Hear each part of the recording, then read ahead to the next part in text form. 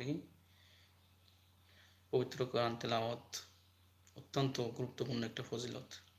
কেননা সে কাল কিয়ামতের দিন মহান প্রতিপালক আল্লাহ রাব্বুল আলামিন যেদিন আপনাকে আমাকে সেই বিপদে কাঠগড়ায় দাঁড় করাবে, সেদিন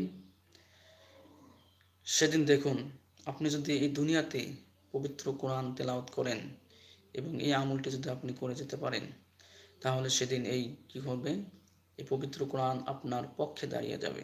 দেখুন, সেদিন কি আপনার মুখ কিন্তু কথা বলবে না, আপনার হাত কথা বলবে, আপনার চোখ কথা বলবে, আপনার নাক কথা বলবে। এবং আপনি দুনিয়াতে যে কোরআন তেলাওয়াত করেছেন, তখন সে কোরআন কি আপনার পক্ষে যাবে।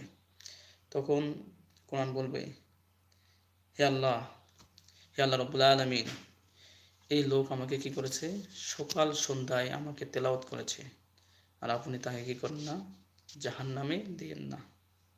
তাহলে দেখুন, আমরা আসুন